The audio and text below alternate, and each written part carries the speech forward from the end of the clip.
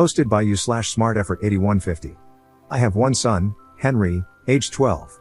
Henry is best friends with a boy named Archie, aged 14. It has always been clear that Archie comes from a troubled home. From what I can gather, and I do not have the full details, Archie's mom is a substance addict, and Archie has been on the at-risk register for a long time. Honestly, I don't know why it has taken this long for them to decide he should be moved into foster care. Last Friday, I received a call from my son's school. They said they couldn't discuss the matter with me but asked if I would consent to having my information passed on to Archie's social worker.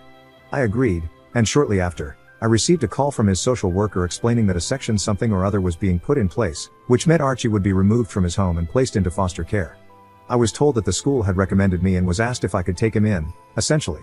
They said it would likely be long-term, until he turns 18. I honestly didn't know what to say. I was in shock.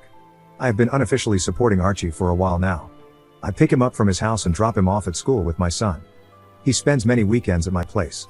On the days he doesn't come over, I make sure to pack him something to eat when I pick him up because he told me his school lunch is often his only meal of the day. I buy him soap and deodorant, and I even wash his clothes for him. But supporting him in this way and fully taking him in are two very different things. I'm a single dad. I have a decent job, but I'm far from well off. I live in a small 2-bedroom house, which means Henry and Archie would have to share a room, something they already do when Archie stays, but only for short periods. Plus, there's the immense responsibility of taking on another child.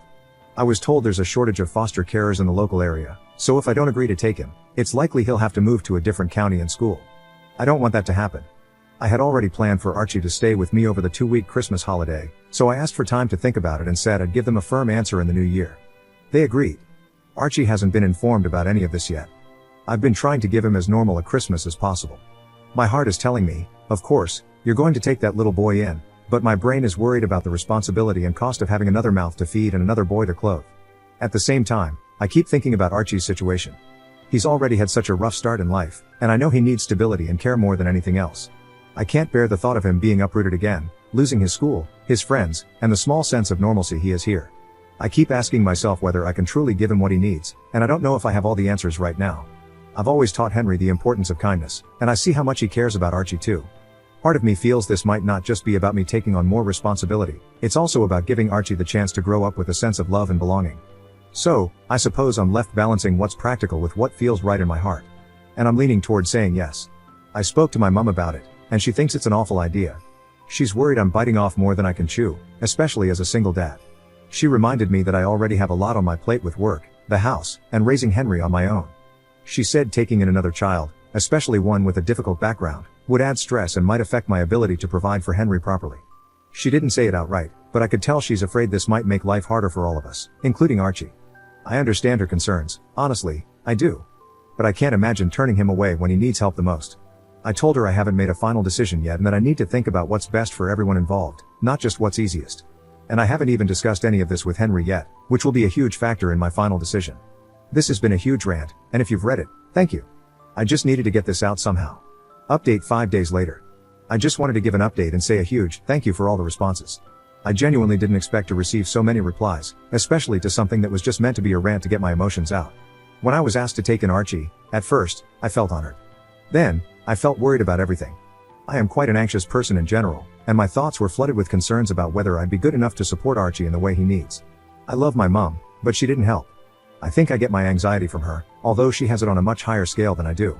Every possible thing that could go wrong, she was texting me about all week. You're already stretched thin with work and Henry. You won't get one-on-one time with Henry anymore. How will you afford everything?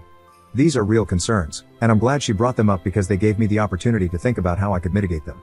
A few of you mentioned the fostering allowance, which I knew about, but I couldn't find any concrete information on how much it would actually be. Every source online seemed to give a different answer, but none suggested it was very much.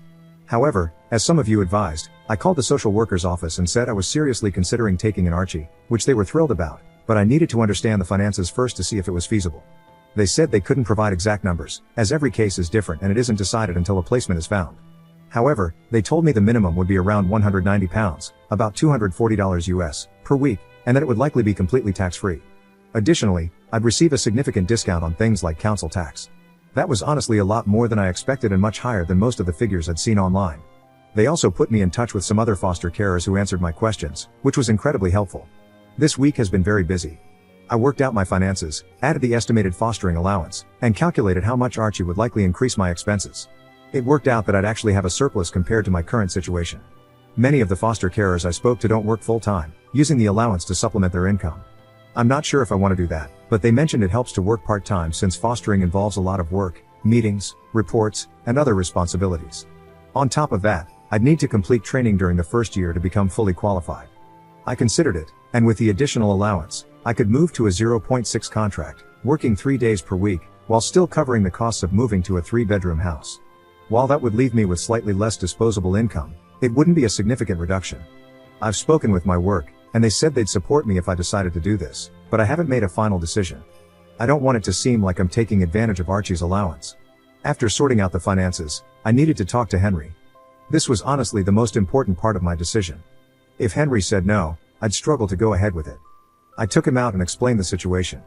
I didn't go into the details of why Archie is going into care, as it's not my story to tell, even though Archie himself has been open about his rough home life.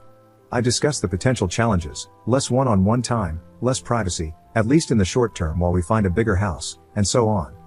Henry was incredibly supportive.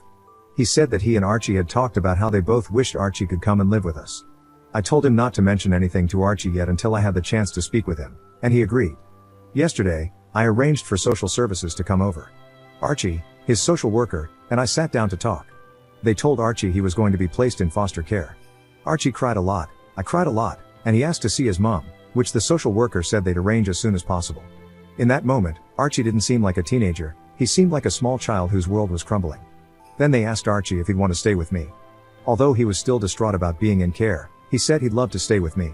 We discussed what it would mean and how it would affect us.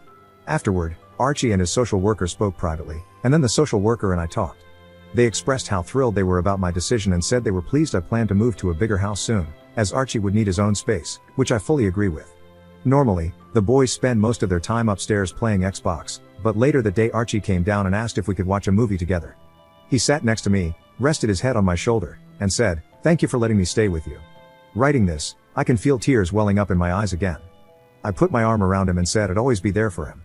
Today, Archie seems a little down, which is entirely understandable. I honestly expected him to take it harder than he has. To cheer him up, we're going to see the new Lion King movie, even though I hate those live-action films, but this is for Archie, and then going out to eat, letting the boys choose where. I might return in a few months to give an update on how things are going. For now, I'm just hoping everything will be okay. I know the first few months will be the hardest. Thank you, everyone. Editor's note.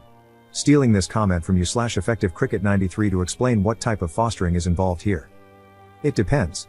This is called a friends and family placement in England, where social services have decided it's in the child's best interest to be placed with a familiar person rather than in a traditional foster placement.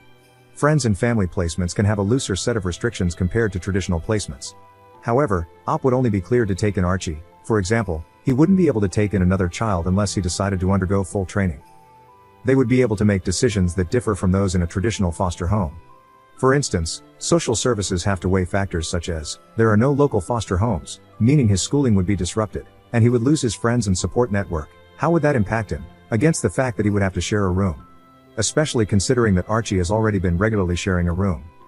Social services would focus on what's in the child's best interest, which might allow them to make some concessions.